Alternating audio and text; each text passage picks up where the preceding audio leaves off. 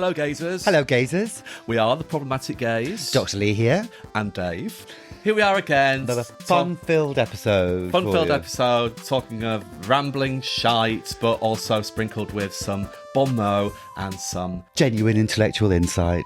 Academic dissection. That's exactly it. Yeah, exactly. Yes. It's a nice mix, isn't it? Yes. We're an intersection between the highbrow and the lowbrow. Yes. And we're living proof that just because you can dissect things intellectually doesn't mean you have to be stuffy with it. Yes. Still talk a lot of shit at the same time. Last week, yes, during our Mommy Dearest episode, yes, we're kind of hanging out our arse a little bit, weren't we? We were. We'd been out the night before and we were a little bit jaded. Yeah, we really were. Kitchen disco had really screwed us over, hadn't it? This week, fresh as a daisy. Fresh as a daisy. We're recording this on a Sunday morning. I've already taken the dogs for a lovely countryside amble. I've done some Pilates in the garden. Yes. Health, darling. No wine. No wine. It's only 11:30. After we recorded our Mummy Dearest, I went out for dinner. Yes. And I drank a litre of water and I didn't even need the loo. That's literally a dried old husk. Wow. Yeah, I strangely had an insatiable thirst for water that day as well. Who knew? And also, why did nobody tell us that if you don't drink and you get a good night's sleep, you feel fine in the morning? Yeah. It's astonishing. Yeah. Astonishing. Why is that being kept secret? I don't know. No. It's like no one handed us the memo. No, that's a third floor for you. You live and learn though, don't you? You live and learn. So no alcohol makes for healthier living. I'm blown away. Well, gazers, there you go. We'll impart that information to you for nothing. Our work is done. What you do with that information is up to you. If you want to pour yourself a nice glass of wine while you listen to us, please feel free. We're not going to judge you. We're not going to judge you, but our bodies are temples. Yeah, hang on. I just need to reach for my green tea and lemon. Oh, God. So proud of that, aren't you? In my Dolly Parton mug. Oh, do you like it? It's from Dollywood. Dollywood. Yes, my good friend Gavin got that for me.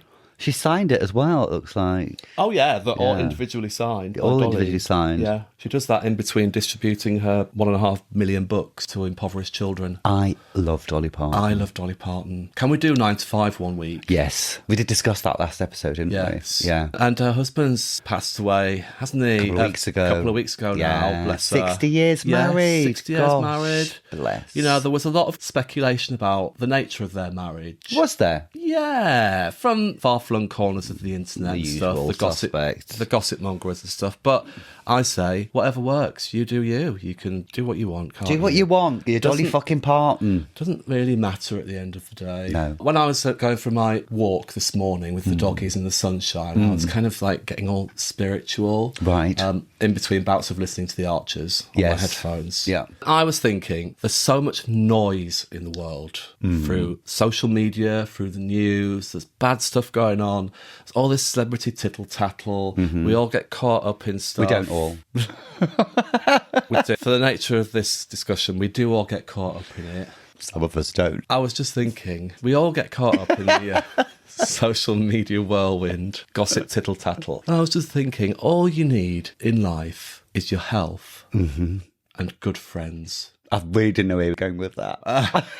When you said good, I thought, but yes, you're right, good friends. And if you haven't got any friends, we can be your friends. We can be your friends. Not really, not physically. Okay.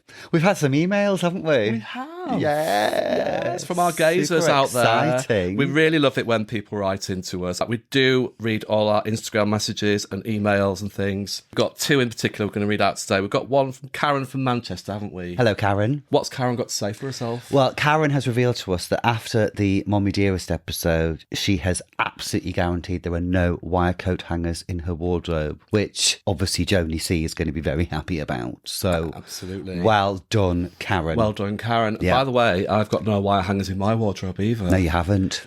I think that's just a subconscious thing that's just been ingrained in me. I'm sure it is. So well done, Karen. Thank you for letting us know. If any of our gazers do want to email us, we are at theproblematicgaze@gmail.com. Yep. But also, we are at Podcast Gaze on TikTok and Instagram. And Instagram is where we go to next. We've had a message from Tim from Derby. Tim listened to our Reservoir Dogs episode. Right. And he says, thank you for your insight into Reservoir Dogs, a favourite of mine since its release. I've always had a bit of a thing for Tim Roth. Wow. And can I be as bold to say that, Dave, you bear a slight resemblance to Tim Roth? I think he's... visually impaired Tim. I think Tim might need to go and get his eyes tested. But I'll take the compliment. Thank you. Thank you, Tim. What are you laughing at? I can see it. I can see it. Yeah, I can see it. If I put my hands over my eyes. Yeah, I can see it. Male. British. Blonde. By the same extension, I'm the double of... Joan Collins. Thank you. That'll do. All right then. So, without further ado, what are we going to be watching this week? What is under our problematic lens? Well, we have taken the Telly TARDIS back to 2004 to look at the first episode of the comedy series Nighty Night. Nighty Night. Yes, it is on iPlayer. Please go and watch it. Do your homework. What's your relationship to Nighty Night? I saw it when it first came out. Absolutely loved it. Yep. It's got the DVD. Yeah. It's just right up my Strasse. It's written by, created and starring Julia Davis. Legend. Comedy genius / legend. Yeah. Late 90s, early 2000s comedy is just right up my street. The likes, if you've got I'm Alan Partridge, you've got Spaced, you've got Nighty Night. So yeah, really love it. What about you? Same. Loved it at the time. I love a dark comedy. League of Gentlemen, Psychoville. They're up my street. This is a very dark comedy. Yeah. It's some quite horrific themes explored in it. But it's just brilliant, isn't it? It really is, yeah. Half an hour episodes, lasers. If you haven't seen it, why don't you just press pause and click on our link now and have a watch? Go and watch it and then come back when you've done it. Yes. But in the meantime, shall we cross over to the news desk? Let's do it. So, Nighty Night was first broadcast the 6th of January 2004. So, here are some events from the UK of that year. On the 28th of January, the Hutton Inquiry into the circumstances of the death of Dr. David Kelly is published. Remember him? He was that government advisor who, quotes, killed himself. He'd basically supposedly written the report that said Iraq had weapons of mass destruction that was pulled apart afterwards, but had nothing to do with it really, and was a real kind of scapegoat by the government. Yeah. The press read this report as basically it's a strong condemnation of the BBC's handling of the affair and basically to exonerate the government from any aspect of it. And it just shows you, doesn't it? Labour's in power at the time. That old adage, does power corrupt? Seemingly so. Yeah. You know, it's very disappointing. Very, very murky. Yeah. The report is condemned as a whitewash, basically, and rightly so. And there are a ton of books about David Kelly's death if anyone wants to go and read them. Do not fall down a rabbit hole, though. God, no. Plenty of rabbit holes to fall down. On the 6th of July, the Queen unveils a memorial fountain to Diana, Princess of Wales, in London. Have you been to the fountain? I have. It's not really a fountain, is it? No. When I think of a fountain, I think of water shooting into the air. Yes. This is just like a... It's nice, though. I do like it. It's like slow trickle rather than a fountain, isn't it? And it's just like a round track, isn't it, that the water goes around? Yes. And lots of kids paddle. It's taken nearly 7 years to get that thing. There was lots of, obviously, inevitably in the press, there's always sorts of complications. Yes. And, it doesn't work, it leaks. Yeah. It's all really messy and the grass is all wet and sodden and stuff. And Not wrong. Not wrong. Yeah. As far as fitting tributes go, not sure. Yeah. I do like a good statue. I like a good statue. Yeah. It's the Olympics that year in Athens in August. Great Britain wins a total of 9 gold, 9 silver and 12 bronze medals, which is not bad. I mean, it's much more than we won in 1992 in Atlanta. I think we only got 1. Yeah. But it shows you that they haven't quite started investing money in sports yet, have they? But it tends to get invested in those elite sports like cycling and stuff, where you've got to have a ton of money to buy the equipment and stuff. But let's not get into the class struggles. But again, a big brouhaha in the press. Is it going to be completed on time? As per. All that kind of thing. Yeah. They're just a lot of a drama. Yeah. Don't mean the British press. Yeah. Interestingly, about 2 years after, I went to Greece. And this was always a thing about the Olympics, that once they're done, the stuff just gets left behind. Yeah. And I saw the stadium and it was overgrown with weeds. It was decrepit. Wow, all that money just invested in that. And yeah, at least the former Olympic Stadium from 2012 is now West Ham's match. They do big concerts there. The swimming pool is used all the time. Velodrome's used. The village has been turned into flats. Yeah. You know, I think that was one of the few success stories for keeping the infrastructure of it intact afterwards. Yes. Yeah. Well done, us. Well done, us. Yes, it's a shame everything else has gone to shit in this country. But never mind, we don't talk about that, Never do mind. we? The 16th of August, the Boscastle flood of 2004, when flash floods destroyed buildings and washed cars out to sea in Cornwall. A little glimpse of something that seems to occur with increasing regularity these days. And Cornwall has this weird little weather system. I remember seeing the footage of it, and it was quite astonishing how out of nowhere this tidal wave of water just coming. Yeah. And we see those flash floods with increasingly devastating. There was one in Spain last year. All these people got killed. Yeah. You know, it's astonishing. Yeah, you it's know, crazy. and in cities, it's becoming a real problem. On the 18th of November, Parliament passes the Hunting Act 2004, prohibiting fox hunting in England and Wales. The history of fox hunting is quite interesting because in the end of the 18th century and the beginning of the 19th century, there are so many revolutions across Europe, actually around the world, as countries try to topple the aristocratic regimes. And in this country, the aristocracy realises they have to do a good PR job in order to keep the status quo. That's when we get the national anthem written. Things like Trooping the Colour begins. But also fox hunting is specifically designed as a way to bring in the poor people of the countryside to go alongside the rich people. So the flashy outfits, the toffs in the hats and the smart suits and stuff, but at the same time, including the hoi polloi, if you like, so that nobody feels excluded from it. And it's all part of this PR drive by the upper classes. Also on the 18th of November, the Civil Partnership Act is passed, granting civil partnerships for same-sex couples, which will come into effect the year after, which eventually will pave the way for gay marriage, such as yourself. Yes. Yeah. 10 years before, you'd have been thrown in prison and clapped in irons, love. In worrying times like this, it's important to remember the strides we've made for equality. That's all we want. Just want to be equal. Don't want to be above and beyond. Yeah. So, things take a dark turn in 2004. On the 26th of December, 150 British people are among the thousands of people killed by the devastating Indian Ocean tsunami. I mean, that's hundreds of thousands of people get killed in that. It's astonishing. I think that's one of the first natural disasters that's caught on camera as well. So you get, I don't know if you saw, there was a documentary on Disney last year that came out about it, and it is just mind-blowing, the footage. You realise for the first time actually what a tsunami can do, why it wreaks so much devastation.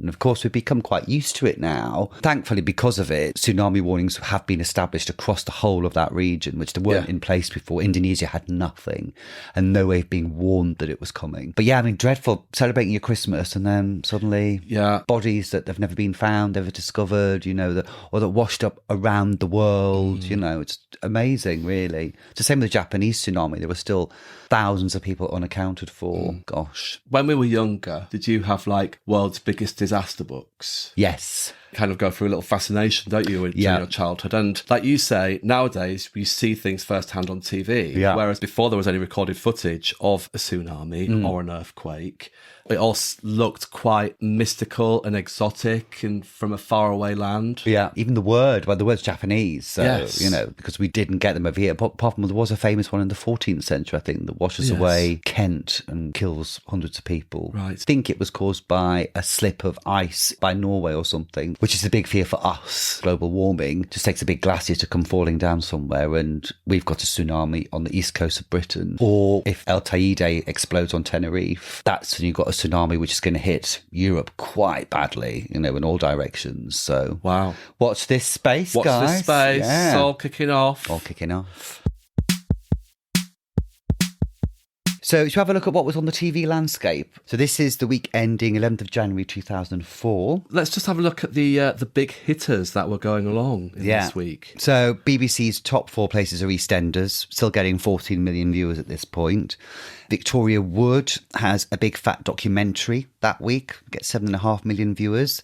There's a new drama called Red Cap with Tamsin Oathwaite, about a military police officer. There's Big Cat Week, which I presume is watching big cats, a bit like Nature Watch or something. Lots of 6 o'clock newses, and E.T. the Extraterrestrial has a repeat, which draws in 5.5 million viewers. Wow. So still big viewing figures for the terrestrial channels at this point. Yeah. ITV on this week dominated top 5 by Coronation Street. So the soaps are still raking it in at this point, you know, average kind of like 14 million viewers for Corrie. Emmerdale, after that, dominates the bottom half of the top 10. And then we've got Midsummer Murders. Never been a Midsummer Murders fan. No, I know some people who really love it. It's just Yeah. not for any particular reason. It's just never really been on my radar. No, I think Midsummer Murders is going to be like our retirement package. Yeah. You know, when you're kind of, you know, out to pasture and Yes. it's like you don't have to work anymore. Well, Yeah. I'll probably be working till about 80 anyway at this rate. But yeah, it's kind of like when you're sat in your home in your big wingback chair. And you're like, oh, I just fancy a bit of Midsummer I'll Murders. pop a bit of Midsummer Murders on. Yeah. The bill is still knocking around at this point. The Royal, which is set in Scarborough. It's a sister show to Heartbeat. Was it really? Same universe. Okay. Yeah. Number 19, Fat Friends, which is a comedy drama, isn't it? Had Ruth Jones in it, who we're going to be talking about a little later on. Right. Who Wants to Be a Millionaire? At number 20, Stars in Their Eyes, still going strong. Yeah. Is it Kat Deely was doing it at this point? Oh, I don't know. I still never heard back from them about my Barry Gibb audition tape I sent in. We're going to do... Yeah. Did you send one in? Yeah. Singing Tragedy. Really high falsetto. Never heard a thing back. That's very commendable. I love Yeah. that. I always thought I'd make a good Morrissey. Yeah, you're miserable enough. Oh.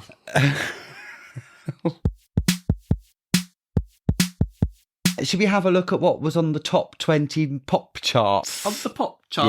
Yeah, on the pop The Hit charts. Music the Parade. Hit Music Parade. Let's have a little looky. Are we going to know many? Yeah, I'm not very confident about this.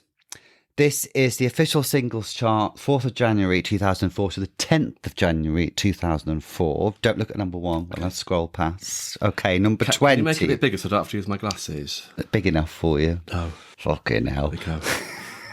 Number 20, My Immortal, Evanescence. Good. Turn Me On, please. Kevin Little, number 19. Happy Christmas, War is Over. Now, that isn't John Lennon and Yoko Ono, it's the Idols. Is that a pop idol thing, maybe? Maybe. Yeah. God. Who knows? Oh, 17, Jump, Girls Aloud. Yes. And of course, that's going to be from Love Actually, which is out this year, isn't it? That's right. Yeah. Yes. Yeah. Yes. Please listen back to our Love Actually episode. But please don't watch the film. Yes. Signed, sealed, delivered, I'm Yours. Blue featuring Stevie Wonder. Did we have to? Was there any need? Why did Stevie do that? He's told Blue with this massive group in the UK and Europe, wasn't he? Bless him. Sugar Babes, number 15, Our Girls. Banana Armour for the Naughties. Worship the Sugar Babes. Worship the Sugar Babes. They've got new music out. Yes, they have. Yes. Quite excited about that. Yeah. Too Lost in You, another one from Love Actually. Yes. Yes. Of course. Yeah. Hey Ya by Outkast. That is a classic. I Yeah. quite like it though. Do you? I'm not really. Not that bothered. No. Proper Crimbo. Bow Selector. So yeah, this is a Christmas hangover, isn't it? Yeah. Proper Crimbo. Honestly. Both selected. Don't Tell Me You're Sorry, S Club 8, not 7. That's what I say to you. Don't tell me you're sorry. After every recording. Don't want to hear it. Don't tell me you're sorry. It's what I tell you every morning after we've had a drink. Yeah, it's true. Oh, God, number 10. Talk about scraping. Ladies' Night by Atomic Kitten. Oh, my God. Again, any need. A lot of covers in this. A lot of covers. Atomic Kitten, this is the covers part of their career when no one would bother to write songs for them anymore. Oh. They've covered The Tide is High.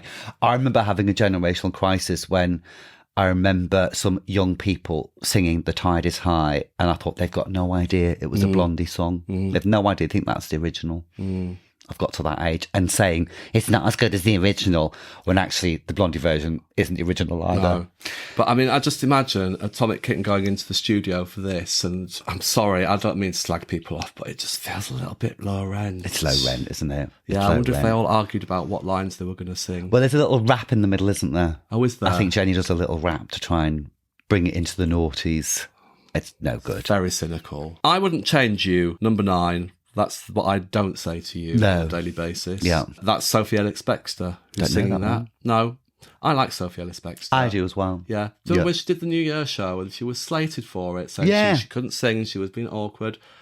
I thought it was lovely. Yeah. And again, the press just picking like one or two cynical Twitter Yes, things exactly. to And making create a story. Yeah, nonsense, isn't Ugh. it? I'm Your Man, Shane Ritchie at number Shane 8. Ritchie. Okay, I've got a soft spot for Shane Ritchie. Yes. So number 7, Christmas Time. Don't let the bells end the darkness. I thought that said, don't let the bell end. Yeah, The darkness. I think that's what they're alluding to. Oh, isn't is it? Yes. Sometimes my innocence amazes Yeah. me, considering I've been around the block more than a few times. I was going to say, you are quite pure and innocent, aren't you? That's right, like yellow snow.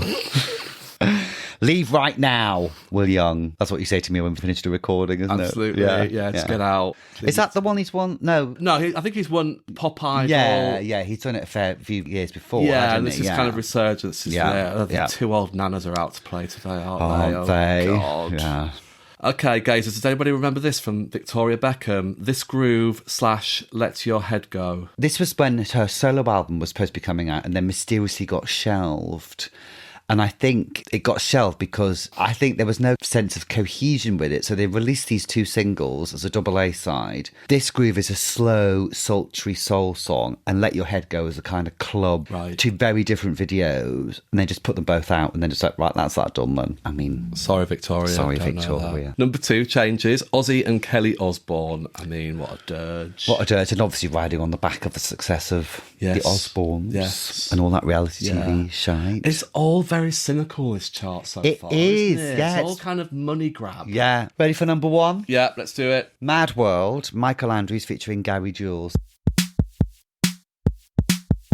So, to the matter in hand, Nighty Night. Yes. So, Nighty Night is a BBC black comedy television sitcom starring Julia Davis. It was first broadcast on the 6th of January 2004, BBC 3. And its main cast included Julia Davis as Jill, Rebecca Front as Catherine, Angus Deaton as Don, Kevin Eldon as Jill's husband Terry, Ruth Jones as Linda, and Felicity Montague as Sue. And Mark Gatiss. More commonly known from the League of Gentlemen, amongst other things, as Glenn. All-star cast. All-star cast for a new sitcom to have this calibre of comedy actors from the TV comedy world, I think is a real coup. And it just goes to show how much Julia Davis was a draw in the comedy world at this time. Yeah. Why don't you give us a little rundown and synopsis of what it was about? Well, this is not going to take very long. We watched one episode. We watched the first episode.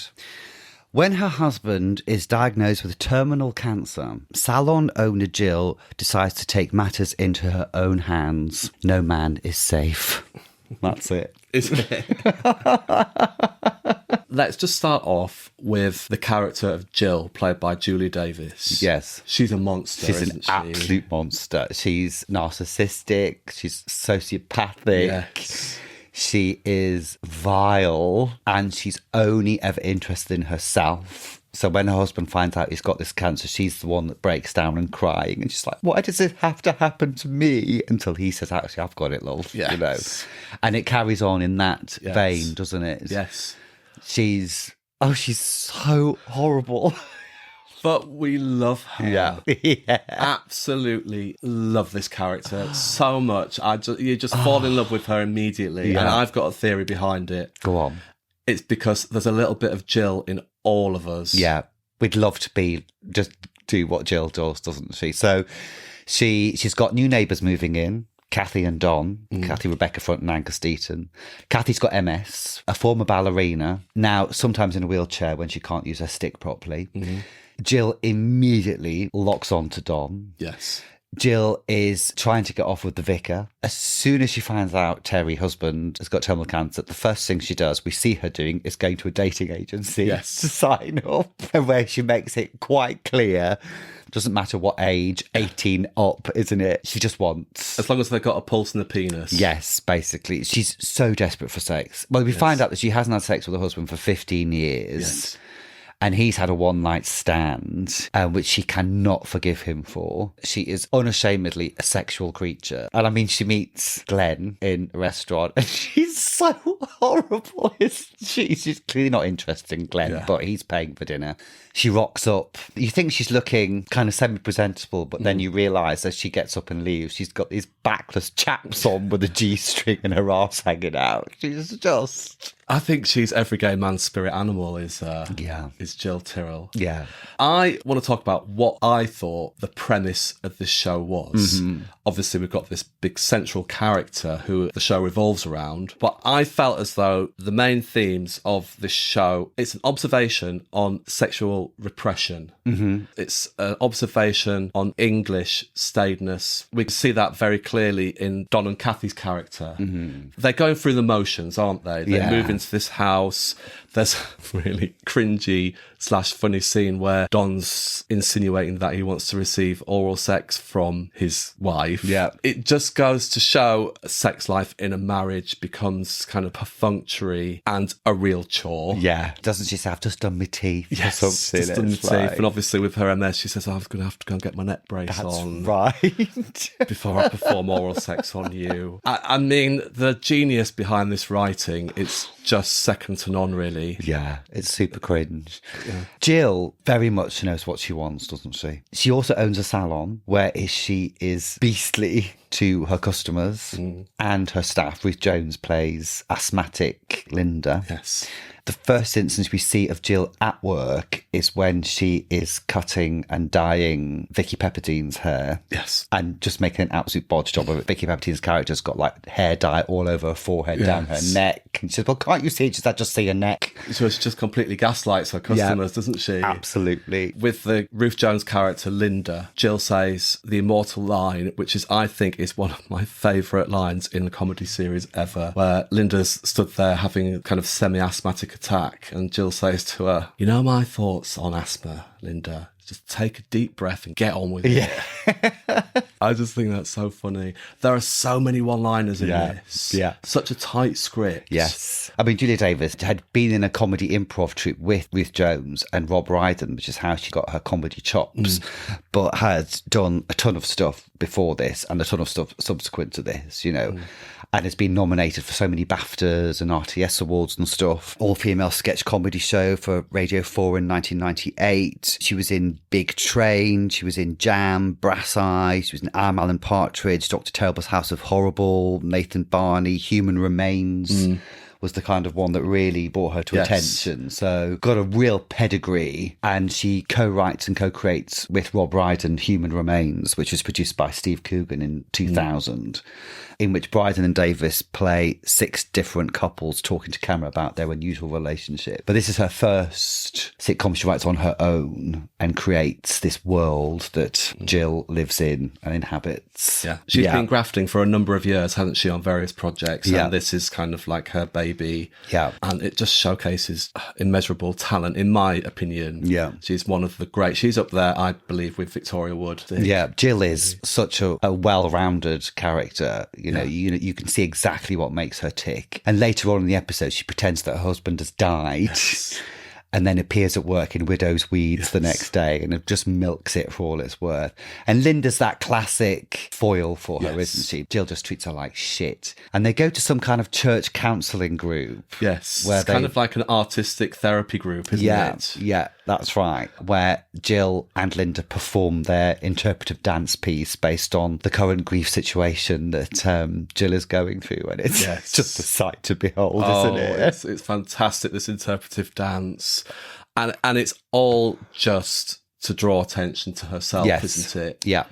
She has to be the main character in every scenario that she enters into. Yeah, she's definitely got main character syndrome, for sure. But she will just use whatever she can to get any kind of sympathy or attention, you know, so pretending her husband's dead. She does it with the vicar. You know, she's really sexual. But unfulfilled. Yes. Isn't it? Yeah. And I think that's what it all stems down to, isn't it? I feel as though when she finds out that her husband's being diagnosed with cancer and is going to die, she sees this as a way to reinvent herself, a new lease of life. She's been let out of the trap, so to speak. Goes to the dating agency to find a fellow immediately, goes on dates. And then Don enters into her life, Angus Deaton. And the minute she locks eyes with him, she hones in on him. It's like, he's the one. The vicar falls by the wayside. I'm going after Don. And the way she does it is to insinuate herself with Don's wife. Well, she doesn't really insinuate herself. She forces her way into her life. And treats her like absolute shit. Oh my God. Treats everybody like shit. Yeah. Really treats everybody like shit, apart from Don. Yes. As we see so far in this episode, Yes. Don is the only one who escapes unscathed because she goes on a date with Glenn, played by Mark Gatiss. Clearly has no interest, but they will end up together throughout the course of the series. Glenn has an unfortunate tick. It's great, isn't he? Mark Gatiss is such a good performer. Yeah. I don't know if you'd be able to do that today, I was thinking, because the tick is very much a character humour point. Yeah, this is one of the points I wanted to raise, actually, before we talk about the day, is this comedy is very, very socially inappropriate, isn't it? Yeah. Makes fun of asthmatics, makes fun of cancer patients, makes fun of people with ticks. Kathy's MS. And Kathy's MS, is kind of like a running gag in it. Yeah. Rebecca Front really humanises her. Yes. And I would like to think you can get away with joking about this kind of thing now. Otherwise, it's kind of like, what, you're just restricted to what? Talking about able-bodied people all the time and making fun of able-bodied people, but excluding everybody else in the joke. I think why it works is because you have Jill at the centre of it, who is so fucking horrible. Yeah.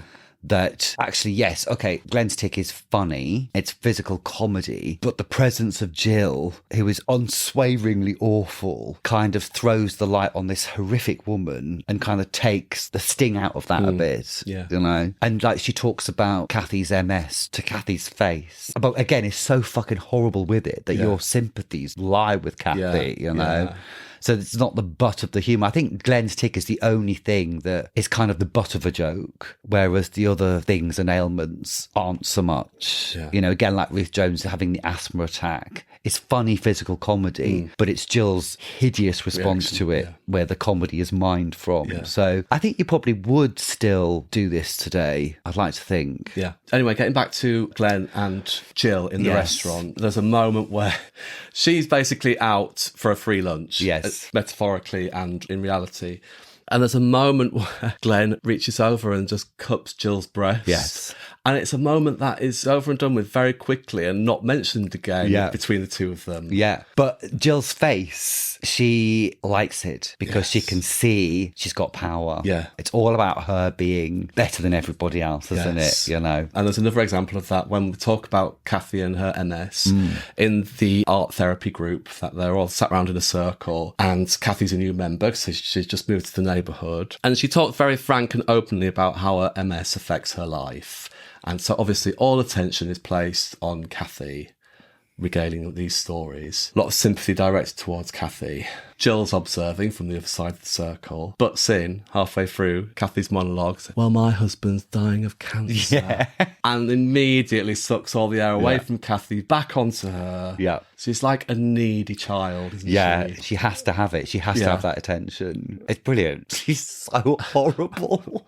And her manner is that passive-aggressive tone. She's got this quite soft speaking voice, and it's just a really passive-aggressive way she said stuff that you're just like... Because you can't even go, will you just fuck off? Because she's so kind of quite nice about it, you know? It reminds me in a little way of... And I wonder if it's about grotesque characters that appeal to people, because it reminds me a little bit of Adina in Absolutely Fabulous. Yeah. Where she commands attention. She needs everything to be about her. She's kind of a grotesque character. Yes. That we're not supposed to like, but we can't help loving. Yes, yeah. I think absolutely.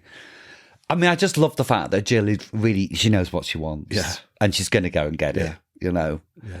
And fuck everybody else, you know. Which I suppose, as you said earlier, there's a little bit of all of us that would just like to be able to go, do you know what? Fuck off. Yeah, I'm doing this. Yeah. I don't care about anybody else. But I mean, you know, we have got a kind of a humility around us. Yes. That prevents us from doing that, which Jill is completely lacks humility. Yeah. Jill also thinks she is super sexy, doesn't she? She's so in love with herself. So I just want to talk about Baby Cow Productions, because Nighty Night is made by Baby Cow. It's kind of become a staple, a go-to place for new and innovative British comedy. And it was founded by Steve Coogan and Henry Normal. Steve Coogan obviously being the actor and comedian behind Alan Partridge, amongst many other comedy creations. And what it did, it formed a production company that new writers could go to present their work, and then they would fund the production of it. So it's kind of become like a really big industry staple. It has produced some really, really popular and really well-received comedy shows, hasn't it? Yes, Gavin and Stacey, Sensitive Skin, John Lumley, things like Dr. Terrible's House of Horrible, Human Remains. They've gone into films as well, 24-Hour Party People, Alan Partridge, Alpha Papa, all kinds of stuff. They've really become an industry titan, haven't they? And circling around this and the comedy world, there was a big roster of comedy talent, a lot of which was featured in this episode. I just want to kind of like reel off a few names to you that people who were in this episode. Obviously, we've got Jill herself. Kevin Eldon, who plays Terry, her husband, he's done the rounds. He was in Big Train, which is great. Do you remember in Alan Partridge when he was in his travel tavern, and every time he got into the lift, there was this travelling salesman? Yes. And who would laugh inappropriately at things, and Alan Partridge would have to laugh along with him, and absolutely hated it. Yeah. And then in the end, it turned out that he was a massive racist. Yes. When he got invited to the party back in Alan's room, and he had to eject him. Yeah. So, Kevin Eldon is a real proper comedy staple. Angus Deaton, obviously, from Have I Got News for You and One Foot in the Grave. Yeah. Then we've got Rebecca Front. I mean, legend. Oh, legend. Yeah, she was cherished in our band. Cherished with a Y. Yes, they've really gone into serious drama as well. And then we've got Felicity Montague, who played the vicar's wife. Another legendary character is Lynn in Alan Partridge. Yeah. You know, again, another great foil. Yes. Really impressive actor as Felicity Montague. Really rate her. Then we've got Vicky Pepperdine, who went on with Julie Davis to produce the podcast series Dear Joan and Jericha, which is, if you have never listened to Dear Joan and Jericha, it's dark. Yeah, it's funny. They're vile. It's dirty. They're two agony ants, aren't they? Two agony ants, and they, read out letters from the public that have sent in, and it's dirty. Yes. It's explicit. Yes, and it is. It's very, very funny. Very funny. We've talked before about Mark Gatiss, one of the legal gentlemen. Has gone on to write Doctor Who. Lots of Doctor Who. Gone on to write Sherlock with Stephen Moffat. Yes. Yeah. And then we've got Ruth Jones. Yeah. Who kind of needs no introduction, but if you haven't seen Gavin and Stacey, she wrote and starred in that as Nessa. And then we have a little cameo appearance from who I consider to be a fantastic actor, Mark Wootton. He plays the dating agency boss. Yes. Doesn't he? Yes. He played also a character called Shirley Ghostman. He had a comedy series out where he was that a medium? He was psychic. He was a medium psychic. Yeah. Shushy, he used to say a lot. Right. Which was great. And that, we're going about 20 years now. But again, he's another actor who is right up there as well. I wondered if dating agencies are still a thing, or has the internet and apps just completely finished them off? Because it was a thing back in the day. Well, they are kind of dating agencies, aren't they? Yeah. Tinder and not Grindr. It's kind of a dating agency. A kind of dating agency for naked people. Yes, with cocks. Well, that was Nighty Night. I think I'm going to don my backless leather chaps and join a dating agency. What are you going to do? I'm going to get on Grindr and find a married man, love, and do some interpretive dance for him. With that in mind, what are we going to be talking about next week? Well, next week we have another special compilation episode as we're celebrating a silver jubilee, because this year has been 25 years since Big Brother started on Channel 4 television. I know, it only seems like yesterday, doesn't it?